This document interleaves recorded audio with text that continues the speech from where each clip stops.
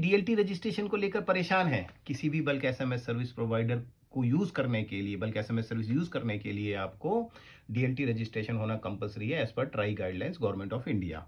DLT registration की जो service है उसको रजिस्टर करने के लिए ट्राई ने 7 टेलीकॉम ऑपरेटर्स को ऑथराइज किया है इंडिया में, जैसे एयरटेल, वोडाफोन, टाटा, जियो, बीएसएनएल, एमटीएनएल और स्मार्टपिंग जो कि एक वीडियोकॉन कंपनी है।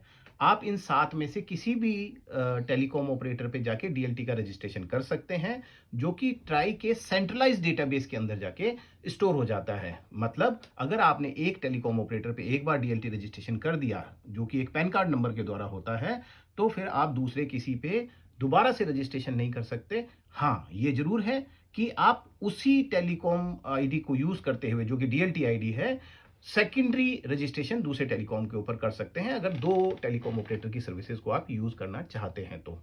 अब हमें करना क्या होता है, डीएलटी रजिस्ट्रेशन प्रोसेस में आपका केवाईसी प्रोसेस होता है। मतलब अगर आप एक प्रोप्राइटरशिप, प्राइवेट लिमिटेड, लिमिटेड या पार्टनरशिप कंपनी है, तो आपको अपने डॉक्यूमेंट्स डीएलटी के पोर्टल पे, यानी कि टेलीकॉम के पोर्टल पे जाके रजिस्टर करने होंगे। जब डीएलटी रजिस्ट्रेशन होता है, आपके केवाईसी डॉक्यूमेंट्स वेरीफाई होते हैं टेलीकॉम कंपनी के द्वारा। वेरिफिकेशन के बाद वो 5,900 रुपए की एक फीस आपसे चार्ज करते हैं। कोई टेलीकॉम 5,900 रुपए 1 साल के लिए लेता है और कोई टेलीकॉम ऑपरेटर 5,900 हर 2 साल में एक बार चार्ज करता है। ये पहला प्रोसेस है डीएलटी रजिस्ट्रेशन। जब आपका डीएलटी रजिस्ट्रेशन कंपलसरी कंप्लीट हो जाता है, उसके बाद आपको हेडर अप्रूवल करना होता है। हेडर का क्या मतलब हुआ, जब भी कोई आप एसएमएस भेजते हैं, जैसे आपने एटीएम से पैसा निकाला, आपके पास मैसेज आता है और ऊपर लिखा हुआ आता है आईसीआईसीआई बी, एचडीएफसी बी के, ये हेडर होता है। मतलब भेजने वाले सेंडर का नाम, जो कि 6 अल्फाबेट में लिखा जाता है। तो आपने जो केवाईसी रजिस्ट्रेशन किया है, यानी कि आपकी कंपनी का जो नाम उसमें डाला है, उस नाम से मिलता जुलता 6 अल्फाबेट का हेडर का रिक्वेस्ट हम डीएलटी पे अप्रूव करवाते हैं।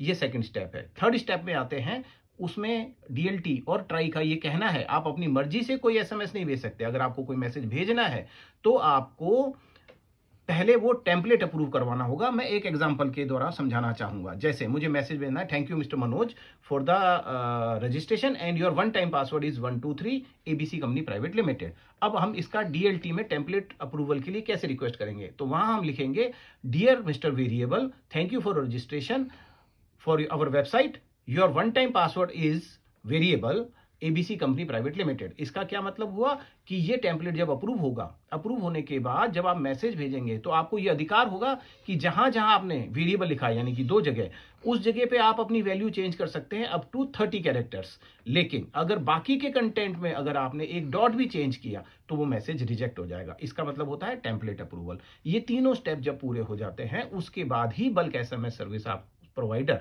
आपको अपनी सर्विसेज देता है। और ये जो रजिस्ट्रेशन आईडी है, हेडर है, टेम्पलेट आईडी है और टेम्पलेट, ये 4 चीज अपने बल्क एसएमएस पोर्टल में कॉन्फ़िगर करता है और आपको पोर्टल, एसएमएस का पोर्टल हैंडओवर कर देता है विद द एपीआई। एपीआई मतलब अगर अपनी वेबसाइट के साथ इंटीग्रेट करना है, और पोर्टल मतलब आपको पोर्टल से डायरेक्टली मैसेज भेजने हैं। अब हम बात करते हैं कि हमारा डीएलटी रजिस्ट्रेशन हो गया है, टेम्पलेट अप्रूव हो चुके हैं। अब हमें एक अच्छा बल्क एसएमएस सर्विस प्रोवाइडर चाहिए जो आपको 24/7 सपोर्ट दे सके।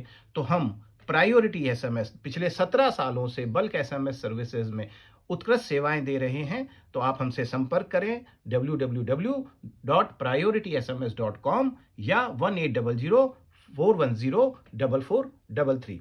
धन्यवाद।